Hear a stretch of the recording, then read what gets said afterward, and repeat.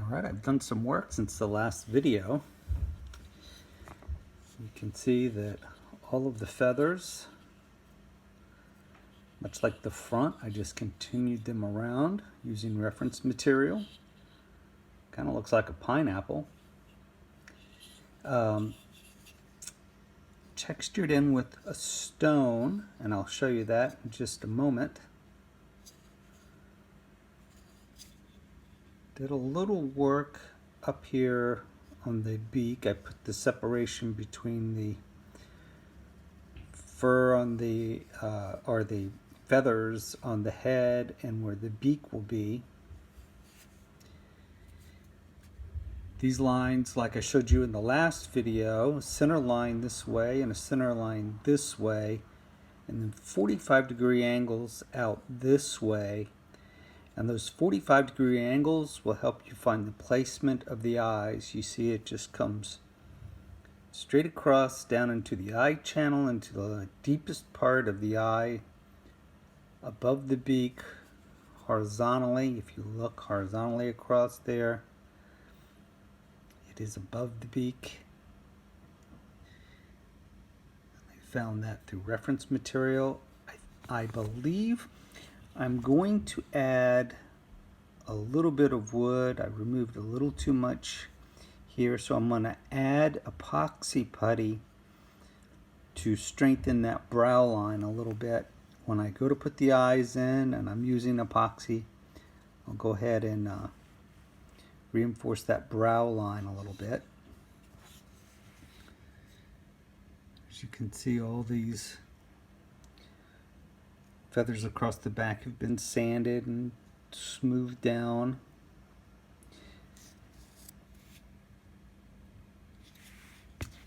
The wings now. So this is the underside of the wings. This will be facing us in the sculpture. Let's flip these over, and the back of the wings, I've started laying out the feather groups. So what I've done is simply cut out two feather groups. Here's the other one. So I simply cut it out and trace that. Now you want to lay your pattern flat on your surface. You see how this is curved? If you try to wrap the pattern, you're gonna come up short. You have to pretend like you see down through this, almost like you're projecting it on there. Otherwise, you'll come up short every time on a three-dimensional object that you're wrapping it around. So for this top part, fairly easy, not a whole lot of curve to it. This is the second row of feathers, which are here. I'll be cutting in this third row of feathers, and then the primary feathers, primary flight feathers there.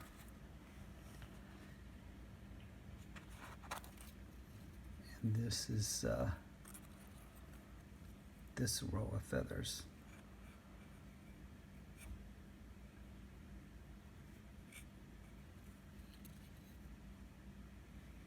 So each feather group has a mass to it. It does curve around into the next one, just like we did on the body here. Okay, so I just used the X-Acto knife and cut out these feathers. So now we have another feather group to trace onto the wood, and we'll place that as closely as we can to where it should be. And we'll trace that in. and then this should fall right into place.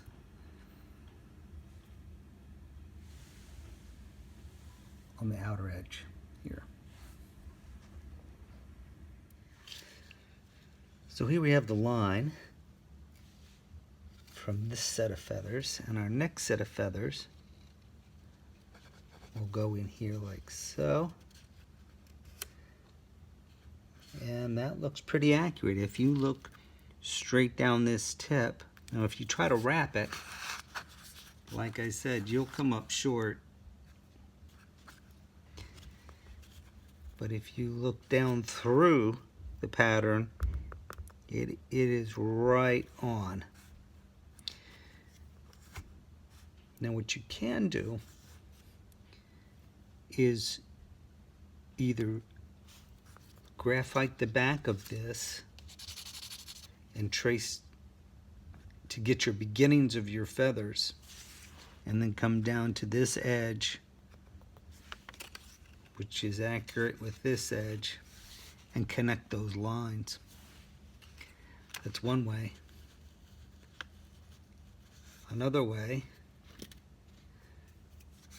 would be to go ahead and just cut in the beginnings of these feathers with an X-Acto knife here and here, and I can see that easily with my eye, and use this as your guide to draw to the tips of these feathers here.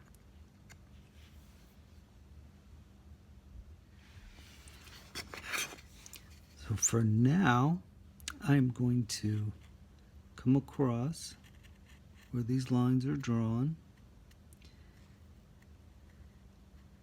and you can see how far the blade is in. It's not in all that deep. I'm just making a score line that I can see with my eyes.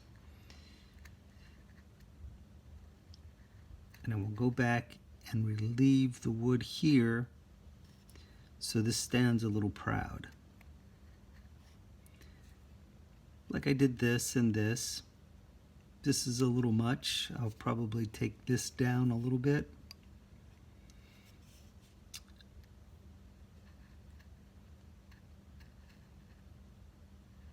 But it's better to have it there than not have it there at all.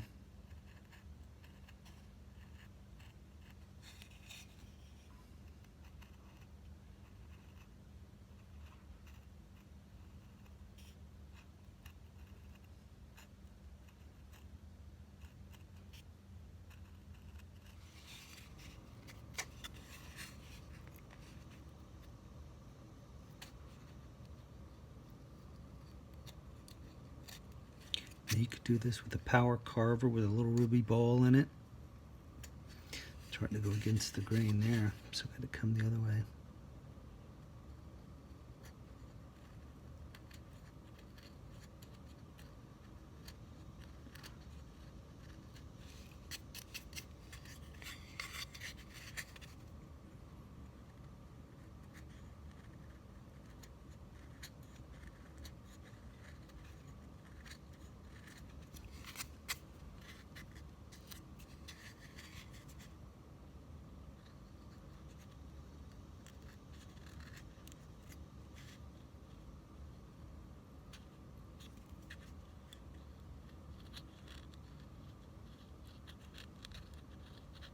Starting to go downhill here, so to avoid digging in the grain, change direction.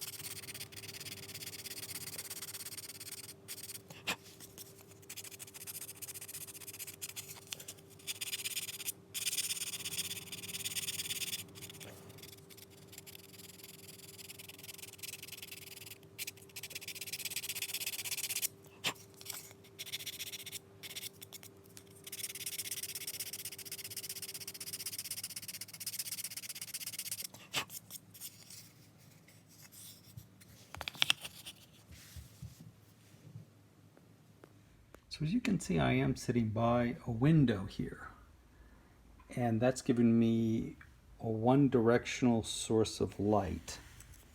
And what that does is it makes it easy to see these texture lines that I'm burning in, or that I'm stoning in. When you're burning in, it's really obvious. You don't need this kind of setup with a light, but when you're doing stoning, you do. I have it set up. This can go in reverse or forward or reverse, and it has a speed control. As you can hear, it's pretty quiet. And I'm going to start to stone in some details here.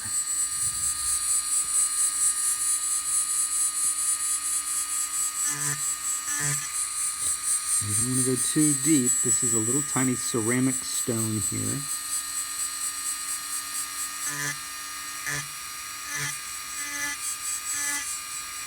See, I'm not going straight. I try to keep a little curve one way or the other to these feathers. This comes off much more natural. If they're all straight, this doesn't look right.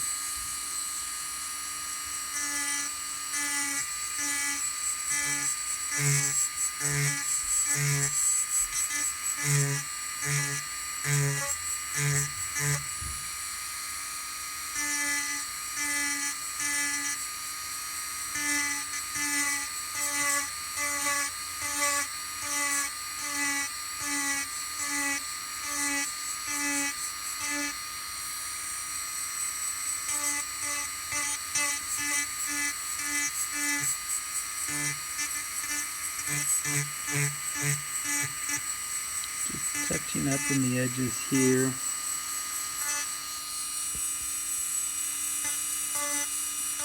Trying to create just a, as you can see here, the edges aren't perfectly straight, and it just comes out better in the end.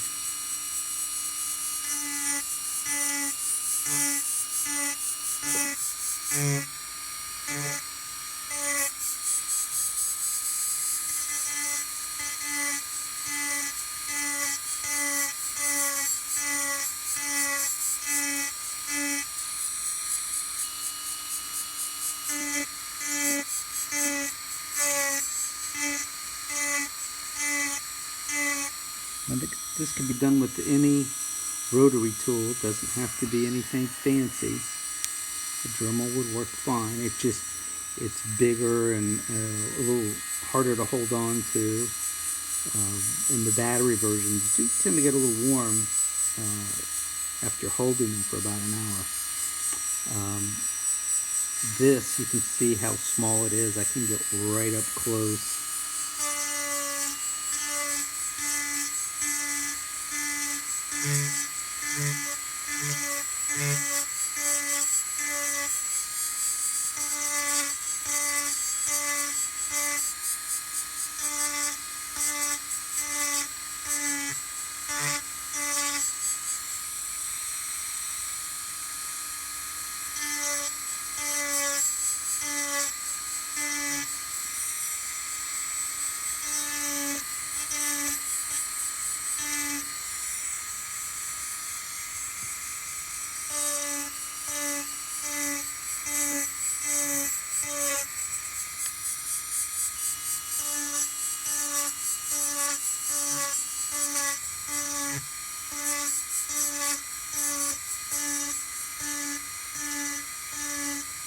You can see I'm varying, some going left, some going right. Some the feather is split in the middle, and they're both just coming towards the center.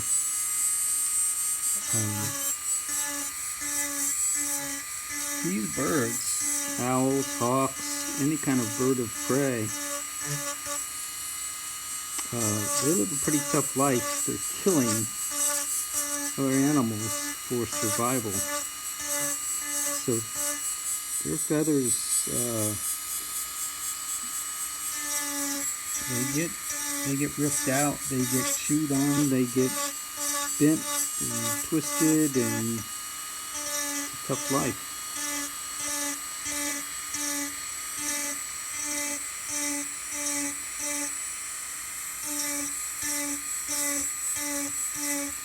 So don't make them perfect.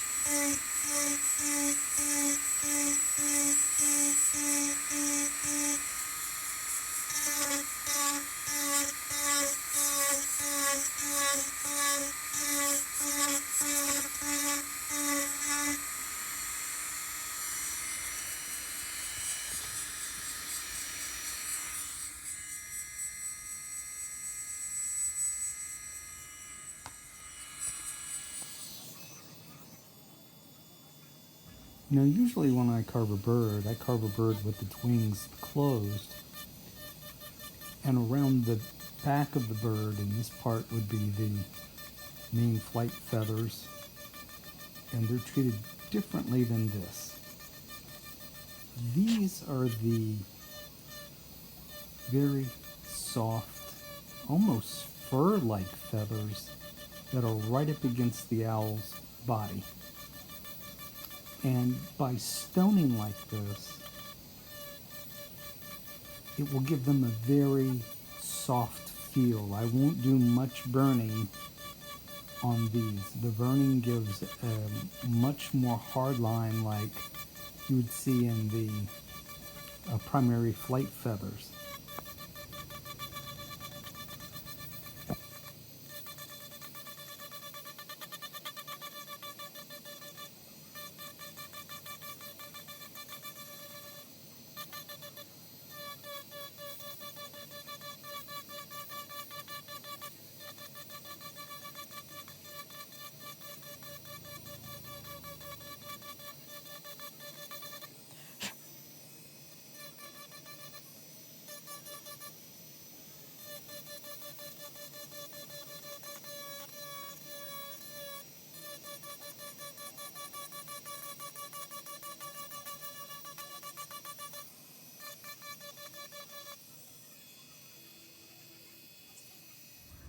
Alright, so we have the feathers drawn in using my reference here.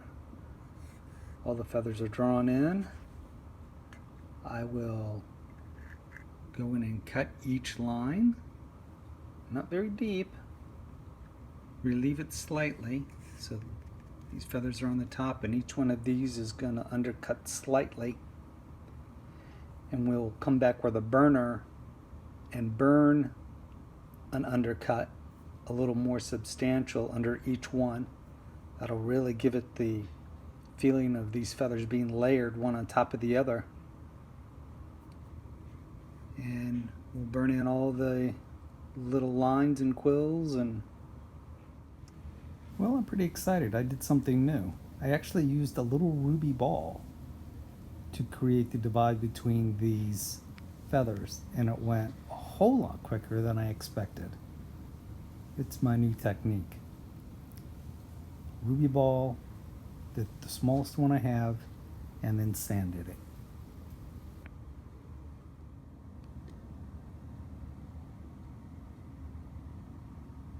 So please share, like, subscribe. Next time we'll be putting in eyes, tail feathers. We're starting to get close. I'll see you next time.